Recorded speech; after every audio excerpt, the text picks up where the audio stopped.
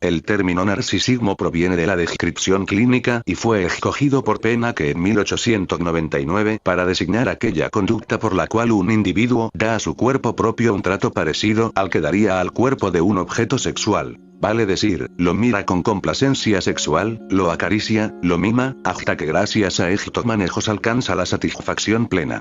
En este cuadro, cabalmente desarrollado, el narcisismo cobra el significado de una perversión que ha absorbido toda la vida sexual de la persona. Su estudio se aborda entonces con las mismas expectativas observación psicoanalítica que rasgos aislados de esa conducta aparecen en muchas personas aquejadas por otras perturbaciones. Así ocurre, según Sadger, entre los homosexuales. Por fin, surgió la conjetura de que una colocación de la libido definible como narcisismo podía entrar en cuenta en un radio más bajo y reclamar su sitio dentro del desarrollo sexual regular del hombre. A la misma conjetura se llegó a partir de las dificultades que ofrecía el trabajo psicoanalítico en los neuróticos, pues pareció como si una conducta narcisista de esa índole constituyera en ellos una de las barreras con que se chocaba en el intento de mejorar su estado. El narcisismo, en este sentido, no sería una perversión, sino el complemento libidinoso del egoísmo inherente a la pulsión de autoconservación, de la que justificadamente se atribuye una dosis a todo ser vivo. Un motivo acuciante para considerar la imagen de un narcisismo primario y normal surgió a raíz del intento de incluir bajo la premisa de la teoría de la libido el cuadro de la dementía praecox, Kraepelin, o esquizofrenia, Bleuler. Los enfermos que he propuesto designar parafrénicos muestran dos rasgos fundamentales de carácter: el delirio de grandeza y el extrañamiento de su interés respecto del mundo exterior, personas y cosas. Esta última alteración los hace inmunes al psicoanálisis, los vuelve incurables para nuestros empeños. Ahora bien, el extrañamiento del parafrénico respecto del mundo exterior reclama una caracterización más precisa. También el histérico y el neurótico obsesivo han resignado, hasta donde los afecta su enfermedad, el vínculo con la realidad. Pero el análisis muestra que en modo alguno han cancelado el vínculo erótico con personas y cosas, aún lo conservan en la fantasía. Vale decir, han sustituido los objetos reales por objetos imaginarios de su recuerdo o los han mezclado con estos, por un lado, y por el otro, han renunciado a emprender las acciones motrices que les permitirían conseguir su finés en esos objetos. A este estado de la libido debería aplicarse con exclusividad la expresión que Jung usa indiscriminadamente: introversión de la libido. Otro es el caso de los parafrénicos. Parecen haber retirado realmente su libido de las personas y cosas del mundo exterior, pero sin sustituirlas por otras en su fantasía. Y cuando esto último ocurre, parece ser algo secundario y corresponder a un intento de curación que quiere reconducir la libido al objeto. Surge esta pregunta: ¿cuál es el destino de la libido sustraída de los objetos en la esquizofrenia? El delirio de grandeza propio de estos estados nos indica aquí el camino. Sin duda, nació a expensas de la libido de objeto. La libido sustraída del mundo exterior fue conducida al yo, y así surgió una conducta que podemos llamar narcisismo. Ahora bien, el delirio de grandeza no es por su parte una creación nueva, sino, como sabemos, la amplificación y el despliegue de un estado que ya antes había existido. Así, nos vemos llevados a concebir el narcisismo que nace por replegamiento de las investiduras de objeto como un narcisismo secundario que se edifica sobre la base de otro, primario, oscurecido por múltiples influencias. Entiéndase bien, no pretendo aquí aclarar el problema de la esquizofrenia ni profundizar en él, sino solo recopilar lo ya dicho en otros lugares, a fin de justificar una introducción del narcisismo como concepto de la teoría de la libido. Un tercer aporte a esta extensión, legítima según creo, de la teoría de la libido lo proporcionan nuestras observaciones y concepciones sobre la vida anímica de los niños y de los pueblos primitivos. En estos últimos hallamos rasgos que, si se presentasen aislados, podrían imputarse al delirio de grandeza: una sobreestimación del poder de sus deseos y de sus actos psíquicos, la omnipotencia de los pensamientos, una fe en la virtud ensalmadora de las palabras y una técnica dirigida al mundo exterior, la magia, que aparece como una aplicación consecuente de las premisas de la manía de grandeza. Suponemos una actitud totalmente análoga frente al mundo exterior en los niños de nuestro tiempo, cuyo desarrollo nos resulta mucho más impenetrable. Nos formamos así la imagen de una originaria investidura libidinal del yo, cedida después a los objetos. Empero, considerada en su fondo, ella persiste, y es a las investiduras de objeto como el cuerpo de una ameba a los pseudópodos que emite. Esta pieza de la colocación libidinal no podía sino ocultarse al principio a nuestra investigación, cuyo punto de partida fueron los síntomas neuróticos. Las emanaciones de esta líbido, las investiduras de objeto, que pueden ser emitidas y retiradas de nuevo, fueron las únicas que nos saltaron a la vista. Vemos también a grandes rasgos una oposición entre la libido yoica y la libido de objeto. Cuanto más gasta una, tanto más se empobrece la otra. El estado del enamoramiento se nos aparece como la fase superior de desarrollo que alcanza la segunda. Lo concebimos como una resignación de la personalidad propia en favor de la investidura de objeto y discernimos su opuesto en la fantasía, o percepción de sí mismo, de fin del mundo de los paranoicos. En definitiva concluimos, respecto de la diferenciación de las energías psíquicas, que al comienzo están juntas en el estado del narcisismo y son indiscernibles para nuestro análisis grueso, y solo con la investidura de objeto se vuelve posible diferenciar una energía sexual, la libido, de una energía de las pulsiones yoicas. Antes de seguir adelante debo tocar dos cuestiones que nos ponen en el centro de las dificultades del tema. La primera. ¿Qué relación guarda el narcisismo, de que ahora tratamos, con el autoerotismo, que hemos descrito como un estado temprano de la libido? La segunda. Si admitimos para el yo una investidura primaria con libido, ¿por qué seguiríamos forzados a separar una libido sexual de una energía no sexual de las pulsiones yoicas? ¿Acaso suponer una energía psíquica unitaria no ahorraría todas las dificultades que trae separar energía pulsional yoica y libido yoica y libido de objeto? Sobre la primera pregunta, hago notar. Es un supuesto necesario que no esté presente desde el comienzo en el individuo una unidad comparable al yo. El yo tiene que ser desarrollado. Ahora bien, las pulsiones autoeróticas son iniciales, primordiales. Por tanto, algo tiene que agregarse al autoerotismo, una nueva acción psíquica, para que el narcisismo se constituya.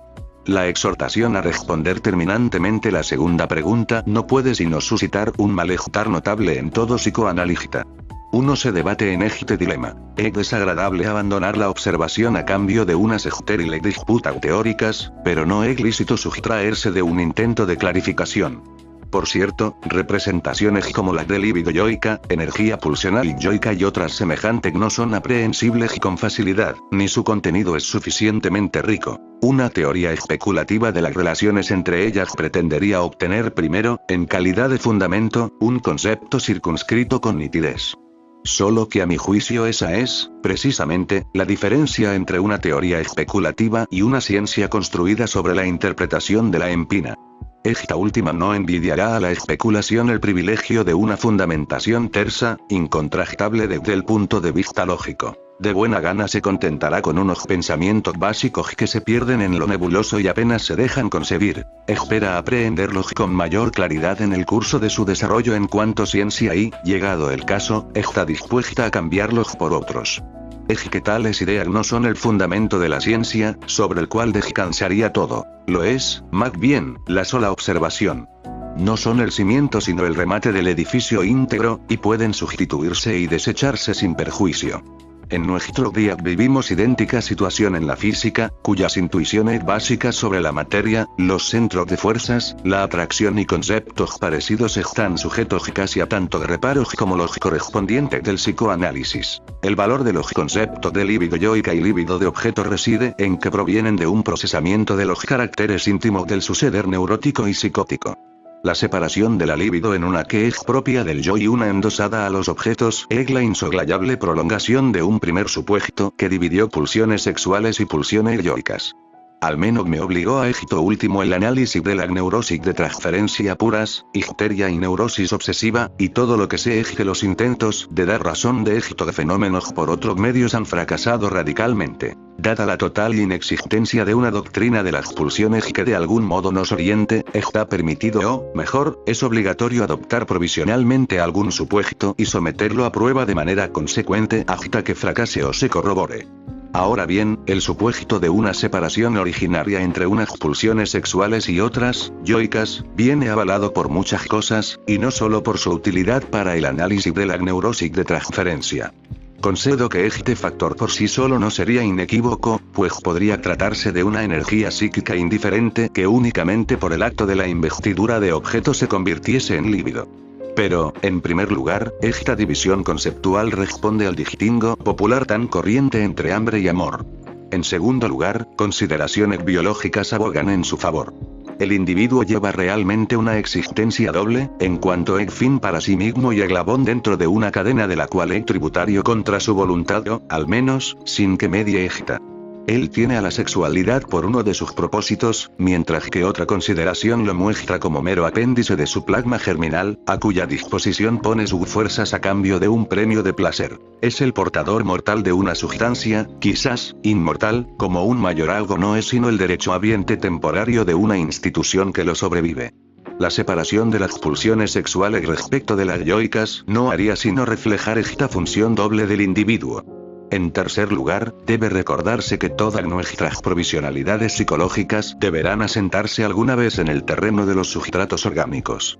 Es probable, pues, que sean materias y procesos químicos particulares los que ejerzan los efectos de la sexualidad y hagan de intermediarios en la prosecución de la vida individual en la vida de la especie.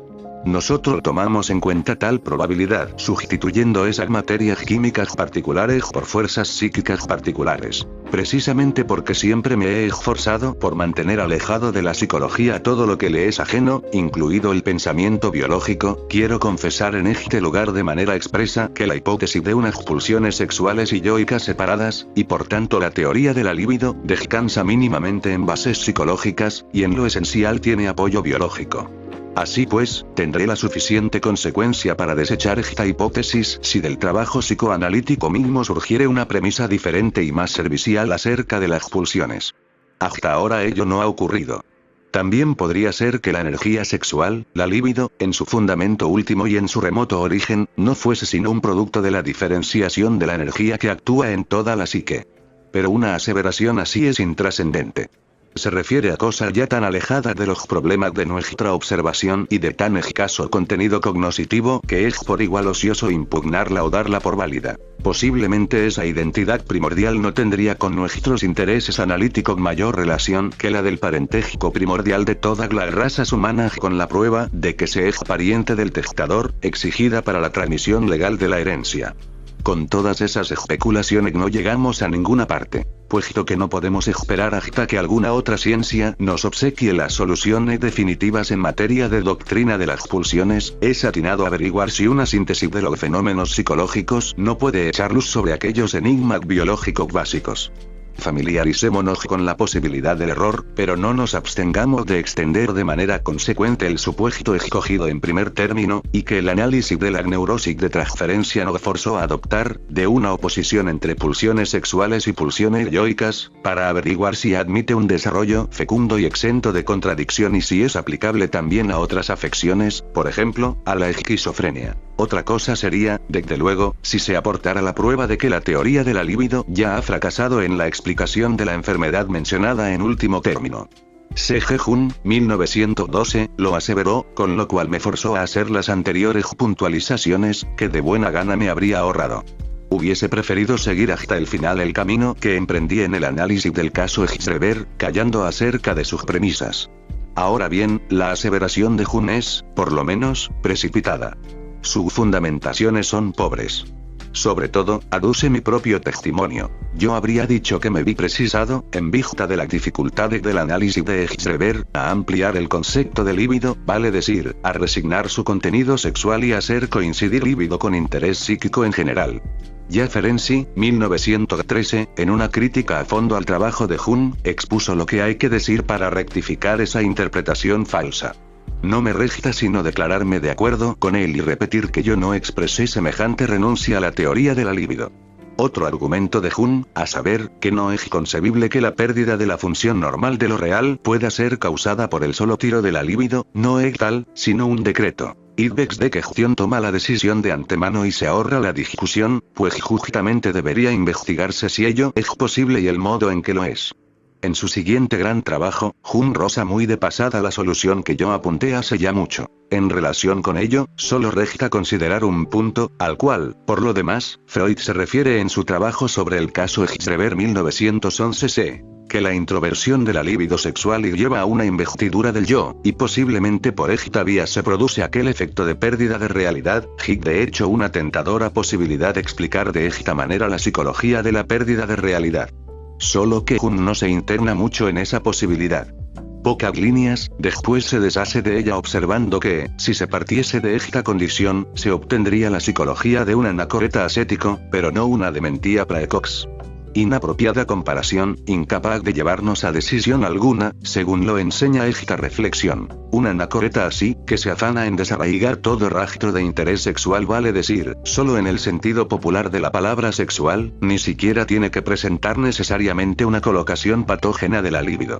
Pudo haber extrañado enteramente de los seres humanos su interés sexual, sublimándolo empero en un interés acrecentado por lo divino, lo natural, lo animal, sin que ello le hiciera caer en una introversión de su líbido sobre su fantasía ni en un regreso de ella a su yo. Parece que esta comparación desdeña de antemano el distingo posible entre un interés procedente de fuentes eróticas y otras clases de interés.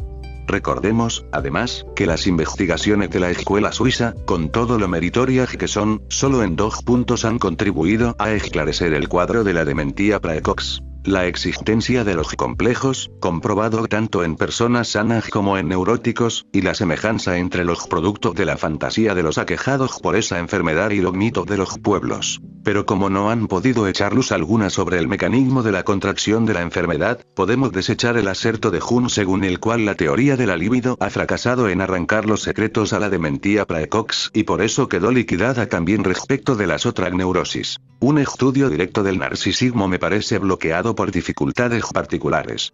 La principal vía de acceso a él seguirá siendo el análisis de las parafrenias.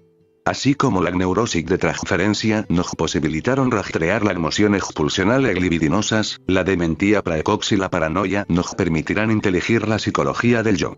De nuevo tendremos que colegir la simplicidad aparente de lo normal desde las desfiguraciones y exageraciones de lo patológico. No obstante, para aproximarnos al conocimiento del narcisismo nos quedan expeditos algunos otros caminos que describiré en el siguiente orden. La consideración de la enfermedad orgánica, de la hipocondría y de la vida amorosa de los sexos. Ha sido una sugerencia verbal de Sándor Ferenczi la que me llevó a apreciar la influencia de la enfermedad orgánica sobre la distribución de la libido. Es sabido, y nos parece un hecho trivial, que la persona afligida por un dolor orgánico y por sensaciones penosas resigna su interés por todas las cosas del mundo exterior que no se relacionen con su sufrimiento. Una observación más precisa nos enseña que, mientras sufre, también retira de sus objetos de amor el interés libidinal, cesa de amar. La trivialidad de este hecho no ha de disuadirnos de procurarle traducción dentro de la terminología de la teoría de la libido. Diríamos entonces, el enfermo retira sobre su yo sus investiduras libidinales para volver a enviarlas después de curarse. Dice Wilhelm Buch, acerca del poeta con dolor de muelas. En la estrecha cavidad de su muela se recluye su alma toda. Líbido e interés yoico tienen aquí el mismo destino y se vuelven otra vez indiscernibles. El notorio egoísmo del enfermo lo recubre a ambos. Si hallamos esto tan trivial, es porque estamos ciertos de que en el mismo caso nos comportaríamos de idéntico modo. El decaimiento de la disposición a amar, aún la más intensa, por obra de perturbaciones corporales, su sustitución repentina por una indiferencia total, han sido convenientemente aprovechados por el arte cómico. A semejanza de la enfermedad, también el estado del dormir implica un retiro narcisista de las posiciones libidinales sobre la persona propia, más precisamente, sobre el exclusivo deseo de dormir. El egoísmo de los sueños calza bien en esta conexión.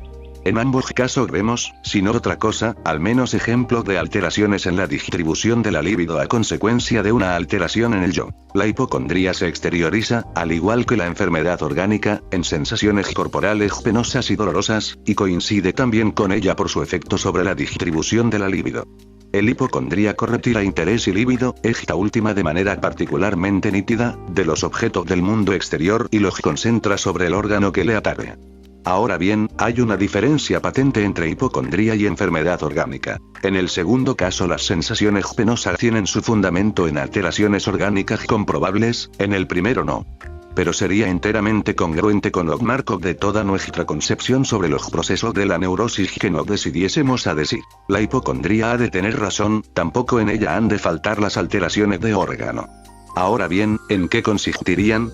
No llevaremos aquí por una experiencia. Tampoco en las otras neurosis faltan sensaciones corporales de carácter displacentero, comparables a las hipocondríacas. Ya una vez, con anterioridad, expresé mi inclinación a considerar la hipocondría como una tercera neurosis actual, junto a la neurastenia y a la neurosis de angustia. Probablemente no sea excesivo imaginar que una partícula de hipocondría es, por lo general, constitutiva de las otras neurosis. Lo vemos de la manera más clara en la neurosis de angustia y en la histeria edificada sobre ella. Ahora bien, el modelo que conocemos de un órgano de sensibilidad dolorosa, que se altera de algún modo y a pesar de ello no está enfermo en el sentido habitual, son los genitales en su estado de excitación.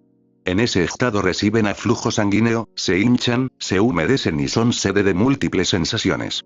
Llamemos a la actividad por la cual un lugar del cuerpo envía a la vida anímica estímulos de excitación sexual, su erogenidad. Y si además reparamos en que, por las elucidaciones de la teoría sexual, estamos familiarizados hace mucho con la concepción de que algunos otros lugares del cuerpo, las zonas erógenas, podían subrogar a los genitales y comportarse de manera análoga a ello, ese solo hemos de aventurar aquí un paso más.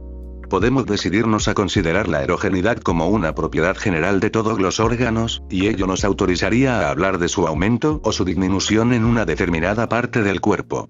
A cada una de estas alteraciones de la erogenidad en el interior de los órganos podría serle paralela una alteración de la investidura libidinal dentro del yo. En tales factores habríamos de buscar aquello que está en la base de la hipocondría y puede ejercer, sobre la distribución de la libido, idéntico efecto que la contracción de una enfermedad material de los órganos. Advertimos que, prosiguiendo esta hilación de pensamiento, tropezamos no solo con el problema de la hipocondría, sino con el de las otras neurosis actuales, la neurastenia y la neurosis de angustia. Por eso queremos detenernos en este punto. No está en el propósito de una indagación puramente psicológica traspasar tanto la frontera hacia el ámbito de la investigación fisiológica.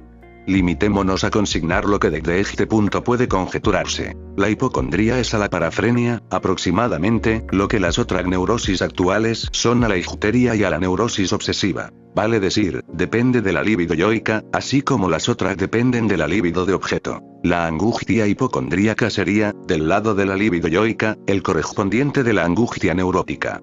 Además, si ya estamos familiarizados con la idea de que el mecanismo de la contracción de la enfermedad y de la formación de síntoma en la neurosis de transferencia, el pasaje de la introversión a la regresión, ha de conectarse con una éxtasis de la libido de objeto, podemos aproximarnos también a la imagen de una éxtasis de la libido yoica, vinculándola con los fenómenos de la hipocondría y de la parafrenia. Nuestro apetito de saber nos plantea naturalmente esta pregunta. ¿Por qué una éxtasis así de la libido en el interior del yo se sentiría displacentera? Yo me contentaría con responder que el displacer en general es la expresión de un aumento de tensión y que, por tanto, aquí, como en otras partes, una cantidad del acontecer material es la que se transpone en la cualidad psíquica del displacer. Como quiera que fuese, ¿acaso lo decisivo para el desarrollo de displacer no sería la magnitud absoluta de ese proceso material, sino, más bien, una cierta función de esa magnitud absoluta? Desde este punto, aún podemos atrevernos a incursionar en otro problema. ¿En razón de qué se ve compelida la vida anímica a traspasar los límites del narcisismo y ponerse en la libido sobre objetos? La respuesta que dimana de nuestra hilación de pensamiento diría, de nuevo, que esa necesidad sobreviene cuando la investidura besechum del yo con libido ha sobrepasado cierta medida. Un fuerte egoísmo preserva de enfermar, pero al final uno tiene que empezar a amar para no caer enfermo, y por fuerza enfermará si a consecuencia de una frustración no puede amar. Algo parecido a la psicogénesis de la creación del mundo, según la imaginó H.N. Enfermo estaba y se fue de la creación el motivo. Creando convalecí y en ese esfuerzo sané hemos discernido a nuestro aparato anímico sobre todo como un medio que ha recibido el encargo de dominar excitaciones que en caso contrario provocarían sensaciones penosas o efectos patógenos. La elaboración psíquica presta un extraordinario servicio al desvío interno de excitaciones no susceptibles de descarga directa al exterior, o bien cuya descarga directa sería indeseable por el momento. Ahora bien, al principio es indiferente que ese procesamiento interno acontezca en objetos reales o en objetos imaginados. La diferencia se muestra después, cuando la vuelta de la libido sobre los objetos irreales, introversión, ha conducido a una éxtasis libidinal. En las parafrenias, el delirio de grandeza permite esta clase de procesamiento de la libido de vuelta al yo. Quizá solo después de frustrado ese delirio de grandeza, la éxtasis libidinal en el interior del yo se vuelve patógena y provoca el proceso de curación que se nos aparece como enfermedad. Intento aquí penetrar unos pocos pasos más en el mecanismo de la parafrenia, y resumo las concepciones que ya hoy me parecen dignas de consideración. Sitúo la diferencia entre estas afecciones y la neurosis de transferencia en la siguiente circunstancia. En aquellas, la libido liberada por frustración no queda adscrita a los objetos en la fantasía, sino que se retira sobre el yo. Y delirio de grandeza procura entonces el dominio psíquico de este volumen de libido, vale decir, es la operación psíquica equivalente a la introversión sobre las formaciones de la fantasía en la neurosis de transferencia. De su frustración nace la hipocondría de la parafrenia, homóloga a la angustia de la neurosis de transferencia. Sabemos que esta angustia puede relevarse mediante una ulterior elaboración psíquica, a saber, mediante conversión, formación reactiva, formación protectora, fobia. En lugar de esto, en la parafrenia tenemos el intento de restitución, al que debemos las manifestaciones patológicas más llamativas. Puesto que la parafrenia a menudo, si no la mayoría de las veces, trae consigo un desasimiento meramente parcial de la libido respecto de los objetos, dentro de su cuadro pueden distinguirse 3 grupos de manifestaciones. 1. La de la normalidad conservada o la neurosis, manifestaciones residuales. 2. La del proceso patológico, el desasimiento de la libido respecto de los objetos, y de ahí el delirio de grandeza, la hipocondría, la perturbación afectiva, todas las regresiones, y 3. La de la restitución, que deposita de nuevo la libido en los objetos al modo de una histeria, dementía praecox, parafrenia propiamente dicha, o al modo de uzca neurosis obsesiva, paranoia. Esta nueva investidura libidinal se produce desde un nivel diverso y bajo otras condiciones que la investidura primaria.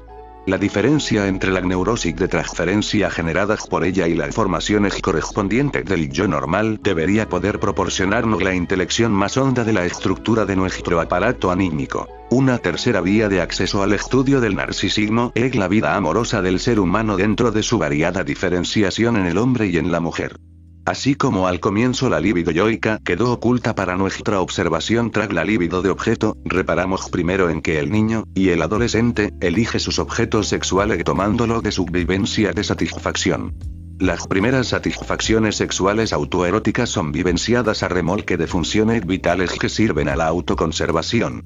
Las pulsiones sexuales se apuntalan al principio en la satisfacción de las pulsiones yoicas, y solo más tarde se independizan de ellas. Ahora bien, ese apuntalamiento sigue mostrándose en el hecho de que las personas encargadas de la nutrición, el cuidado y la protección del niño devienen los primeros objetos sexuales. Son, sobre todo, la madre o su sustituto. Junto a este tipo y a esta fuente de la elección de objeto, que puede llamarse el tipo del apuntalamiento tipo analítico, la investigación analítica nos ha puesto en conocimiento de un segundo tipo que no estábamos predispuestos a descubrir. Hemos descubierto que ciertas personas, señaladamente aquellas cuyo desarrollo libidinal experimentó una perturbación, como es el caso de los perversos y los homosexuales, no eligen su posterior objeto de amor según el modelo de la madre, sino según el de su persona propia. Manifiestamente se buscan a sí mismos como objeto de amor, exhiben el tipo de elección de objeto que ha de llamarse narcisista. En esta observación ha de verse el motivo más fuerte que nos llevó a adoptar la hipótesis del narcisismo. Ahora bien, no hemos inferido que los seres humanos se descomponen tajantemente en 2 grupos según que su elección de objeto responda a uno de los 2 tipos, el narcisista o el del apuntalamiento. Más bien, promovemos esta hipótesis. Todo ser humano tiene abierto de frente a sí ambos caminos para la elección de objeto, pudiendo preferir uno o el otro. Decimos que tiene 2 objetos sexuales originarios, él mismo y la mujer que lo crió, y presuponemos entonces en todo ser humano el narcisismo primario que, eventualmente, puede expresarse de manera dominante en su elección de objeto. La comparación entre hombre y mujer muestra, después, que en su relación con el tipo de elección de objeto presentan diferencias fundamentales, aunque no, desde luego, regulares. El pleno amor de objeto según el tipo del apuntalamiento es en verdad característico del hombre. Exhibe esa llamativa sobreestimación sexual que sin duda proviene del narcisismo originario del niño y, así, corresponde a la transferencia de ese narcisismo sobre el objeto sexual. Tal sobreestimación sexual da lugar a la génesis del enamoramiento, ese peculiar estado que recuerda a la compulsión neurótica y se reconduce, por lo dicho, a un empobrecimiento libidinal del yo en beneficio del objeto. Diversa es la forma que presenta el desarrollo en el tipo más frecuente, y con probabilidad más puro y más genuino, de la mujer. Con el desarrollo puberal, por la conformación de los órganos sexuales femeninos hasta entonces latentes, parece sobrevenirle un acrecimiento del narcisismo originario. Ese aumento es desfavorable a la constitución de un objeto de amor en toda la regla, dotado de sobreestimación sexual. En particular, cuando el desarrollo la hace hermosa, se establece en ella una complacencia consigo misma que la resarce de la atrofia que la sociedad le impone en materia de elección de objeto. Tales mujeres solo se aman, en rigor, a sí mismas, con intensidad pareja a la del hombre que las ama. Su necesidad no se sacia amando, sino siendo amadas, y se prendan del hombre que les colma esa necesidad. La importancia de este tipo de mujer para la vida amorosa de los seres humanos ha de tasarse en mucho. Tales mujeres poseen el máximo atractivo raíz igual estímulo para los hombres, y no solo por razones estéticas, pues suelen ser las más hermosas. También, a consecuencia de interesantes constelaciones psicológicas. En efecto, con particular nitidez se evidencia que el narcisismo de una persona despliega gran atracción sobre aquellas otras que han desistido de la dimensión plena de su narcisismo propio y andan en requerimiento del amor de objeto. El atractivo del niño reside en buena parte en su narcisismo, en su complacencia consigo mismo y en su inaccesibilidad, lo mismo que el de ciertos animales que no parecen hacer caso de nosotros, como los gatos y algunos grandes carniceros. Y aun el criminal célebre y el humorista subyugan nuestro interés, en la figuración literaria, por la congruencia narcisista con que saben alejar de sí todo cuanto pueda empequeñecer su yo. Es como si les envidiásemos por conservar un estado psíquico beatífico, una posición libidinal inexpugnable que nosotros resignamos hace ya tiempo. Pero al gran atractivo de la mujer narcisista no le falta su reverso. Buena parte de la insatisfacción del hombre enamorado, la duda sobre el amor de la mujer, el lamentarse por los enigmas de su naturaleza, tienen su raíz en esta incongruencia entre los dos tipos de la elección de objeto. No es ocioso, quizá, que lo asegure. Nada más lejos de mí, en esta pintura de la vida amorosa femenina, que la tendencia a menospreciar a la mujer. Prescindiendo de que soy ajeno a cualquier tendenciosidad, sé que estas conformaciones en direcciones diversas responden a la diferenciación de funciones dentro de una trabazón biológica en extremo compleja. Además, estoy dispuesto a conceder que un número indeterminado de mujeres aman según el modelo masculino y también despliegan la correspondiente sobreestimación sexual. Aún para las mujeres narcisistas, las que permanecen frías hacia el hombre, hay un camino que lleva al pleno amor de objeto. En el hijo que dan a luz se les enfrenta una parte de su cuerpo propio como un objeto extraño al que ahora pueden brindar, desde el narcisismo, el pleno amor de objeto.